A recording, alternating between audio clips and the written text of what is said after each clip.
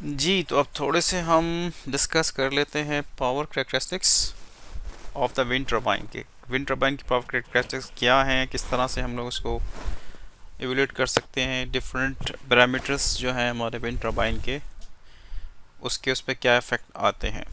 तो हम पहले वैसे ये पावर कर्व्स जो है हम एक दफ़ा पहले स्टडी कर चुके हैं। इसको हम थोड़ा सा और डीप में देख लेंगे अब कि हमारे पास जो आउटपुट है वो किलोवाट्स में है, या this is the output power, turbine power, और हमारे पास ये है विंड स्पीड।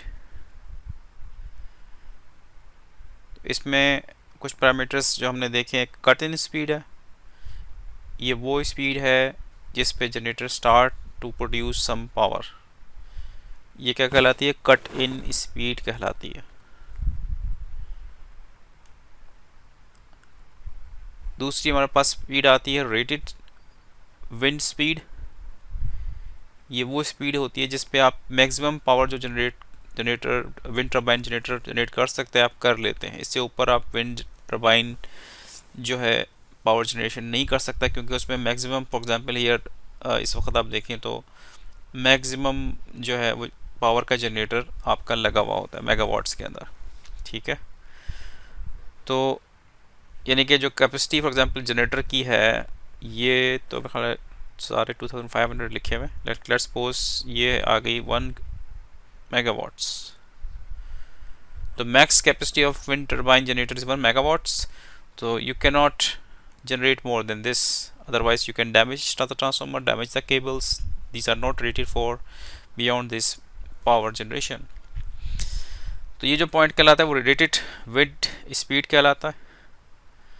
और इस पॉइंट पे हम फिर क्या करते हैं कि विंड जो पावर है उसको रेगुलेट करते हैं कि it should not move above the rated, और इस रीजन को हम कहते हैं power regulation region for example.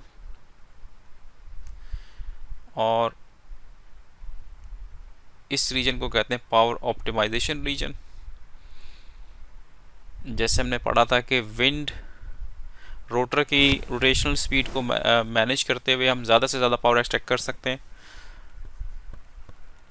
तो पिच रेगुलेशन को यूज़ करते हुए हम रोटर की स्पीड को मैनेज कर रहे होते हैं, और इसमें हम मैक्सिमम पावर एक्सट्रैक्ट करने की कोशिश कर रहे होते हैं, जबकि इस रीजन में हम पावर को एक लिमिट से ऊपर नहीं जाने दे रहे होते। तो ये पावर रेगुलेशन रीजन हो गया।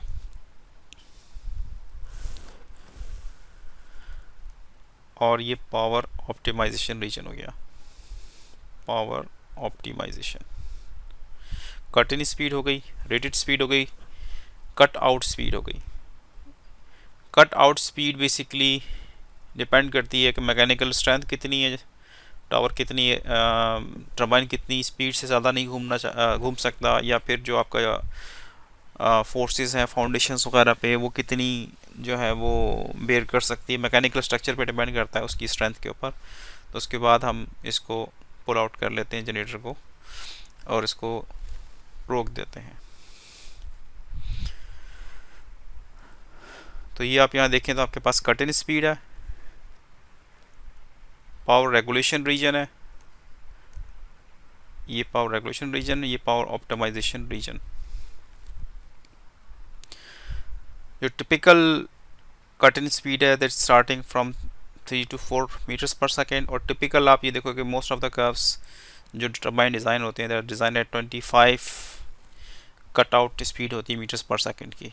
और जो रेटेड स्पीड है वो फिक्स नहीं होती, that depends upon the size of the generator जो आपने इंस्टॉल किया टर्बाइन पे। So the cut in speed is the wind speed at which turbine start producing the power. तो इसका मतलब क्या है कि अगर आपके पास बड़े साइज का टर्बाइन है दैट इज़ मोर हैवियर, तो it is indicating that you need a more cut in speed. और कम स्पीड पे अगर आप चाहते हैं कि पावर जनरेट करें तो फिर आप बड़े साइज़ के टर्बाइंस नहीं बनाएंगे, यानी मेगावाट्स के टर्बाइन नहीं लगाएंगे, फिर आप छोटे छोटे साइज़ के लाइट वेट टर्बाइंस लगाएंगे, जनरेटर्स लगाएंगे, और कम पावर के, तो वो जल्दी से रोटेट करेंगे, कट इन स्पीड कम से कम होगी। रेटेड पावर आपकी, ठीक है, तो रेटेड पावर जो है वो आपकी wind speed at which the turbine produce rated power. ठीक है, और कट आउट स्पीड जो है the speed at which the turbine stop producing the power. अब लेट्स सपोज जैसे हम अर्बन एरिया का देख लेते हैं। अर्बन एरियाज़ के अंदर क्योंकि एयर स्लो होती है, कम स्पीड से चल रही होती है, तो we would like to go for the lighter and smaller turbines, wind turbines, जो कि कम स्पीड पे पावर जनरेट करना शुरू कर दें, क्योंकि already there is lot of hindrances in the urban area.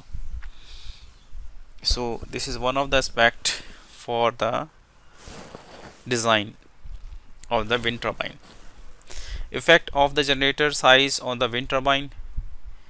क्या इफेक्ट हो सकता है भाई साइज़ का विंड टर्बाइन पे? आपके पास एक विंड टर्बाइन है, उसमें जनरेटर इंस्टॉल है कैपेसिटी 1 का, आपने अपग्रेड कर दिया टर्बाइन की कैपेसिटी, थोड़ा सा बड़ा टर्बाइन लगा दिया जनरेशन का, light from 1 megawatt to 1.3 megawatt का लगा दिया टर्बाइन।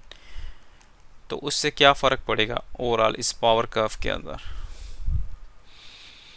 टर्बाइन की जो पावर कर्व है उसमें क्या फ़र्क पड़ेगा? उसमें फ़र्क ये पड़ेगा कि जो नया टर्बाइन है आपका, क्योंकि वो ऑब्वियसली नया टर्बाइन नहीं से नया जनरेटर है, वो बड़े साइज़ का है, that's more heavier, so the cut in speed will be increased.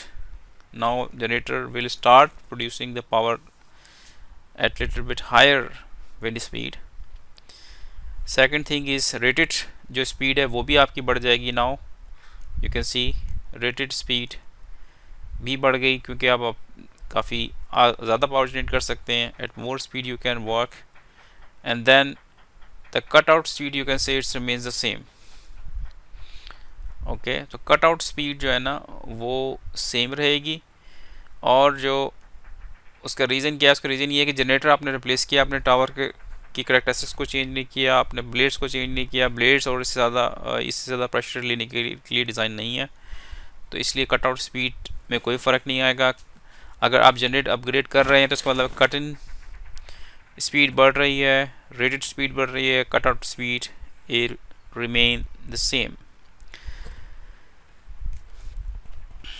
सो अगर आप जनरेटर को इम्प्रूव कर रहे हैं तो रेटेड पावर इंक्रीज हो रही है, कट इन स्पीड इंक्रीज हो रही है, cut out speed remain the constant, power eight the lower speed is relatively similar, बहुत ज़्यादा फ़र्क नहीं है उसके अंदर, मिलती जुलती पावर जनरेट हो रही है, लेकिन the power at the high wind speed increases, क्योंकि आप पिच कंट्रोल से इसको मैनेज कर रहे हैं।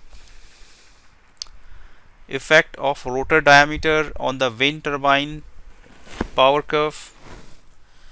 तो इसका क्या इफ़ेक्ट पड़ेगा भाई? अगर आप विंड टर्बाइन जो डायमीटर है या रेडियस है विंड टर्बाइन का, जब आप उसको बड़ा कर देते हैं तो उससे क्या फ़र्क पड़ेगा? इसका मतलब ये है कि अगर मैं ऐसा टर्बाइन इंस्टॉल करूँ जिसके ब्लेड छोटे हैं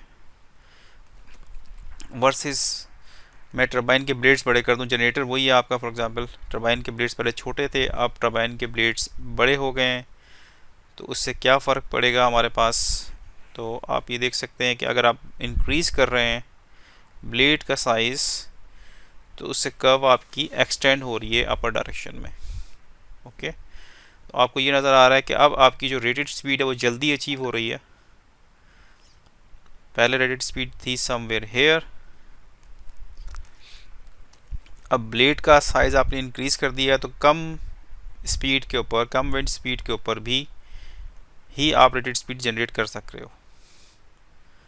So this is the advantage you are getting. You are increasing the length of the rotor, and hence now you can generate the same power at little bit less wind speed.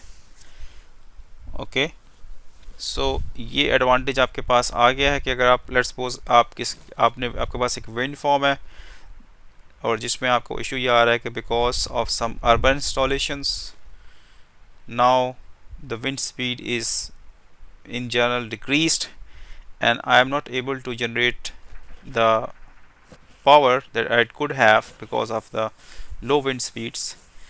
So in that case, if the design permits, one option is to increase the turbine blade size based on the new dynamics. So this could be one of the options. So आप देख सकते हैं कि ये आपकी increase हो रही है। तो विंड टर्बाइन अगर आप इंक्रीज़ कर रहे हैं तो रेटेड स्पीड आपकी डिक्रीज़ हो रही है, क्योंकि आप कम स्पीड पे आप सेम पावर जनरेट कर पा रहे हैं। Power at lower wind speed decreases, okay, come wind speed पे जो पावर है वो काफ़ी कम हो जाएगी आपके पास। The power at higher wind speed remains the constant. तो हायर विंड स्पीड पे इतना फ़र्क नहीं पड़ेगा, लेकिन लोअर विंड स्पीड के ऊपर आपकी जो पावर है वो कम ज़रूर होगी। तो विंड रोटर डायमीटर इंक्रीज़ करने से बड़े विंग साइज़ की वजह से, बड़े बड़े जो आपके टर्बाइन्स हैं, तो आपकी जो पावर जनरेशन कैपेसिटी है एट द लोअर स्पीड आपकी बढ़ जाएगी। जैसे हम देख रहे थे कि अगर आप जनरेटर का साइज़ इंक्रीज़ करते हैं तो लोअर स्पीड्स के ऊपर उसकी करंट स्पीड भी बढ़ जाती है और उसकी जनरेशन में भी थोड़ा इम्पैक्ट आता है। लेकिन अगर आप विंड टर्बाइन इंक्रीज़ कर रहे हैं, विंड टर्बाइन की जो रोटर की लेंथ आप इंक्रीज़ कर रहे हैं, तो you are getting good power generation even at the lower wind speeds. तो अगर पास लोअर विंड स्पीड्स है, इसका मतलब आप ऐसे टर्बाइन इंस्टॉल करेंगे जिनके रोटर्स बड़े होंगे। ओके, कम स्पीड में पावर ज़्यादा जनरेट करनी है, you need to increase the length of the rotor while you are keeping the generation same. Similarly at the high wind speed region, जैसे ये आपका रेटेड स्पीड वाला जो रीजन है बहुत हाई स्पीड है, इनफ स्पीड अवेलेबल है, तो output power output is the same even आपके रोटर की लेंथ ज़्यादा है या कम है, इन एनी केस इससे फ़र्क नहीं पड़ रहा क्योंकि ऑलरेडी आप मैक्स अचीव कर चुके हैं। तो इस रीजन के अंदर जो है ना power remains the constant. Okay, rated speed is decreased and all these things is happening। तो ये बेसिकली characteristics कर्व है आपकी जो कि हम डिस्कस कर रहे थे। हम ये टॉपिक ख़त्म हो गया, अगले पे चलते हैं।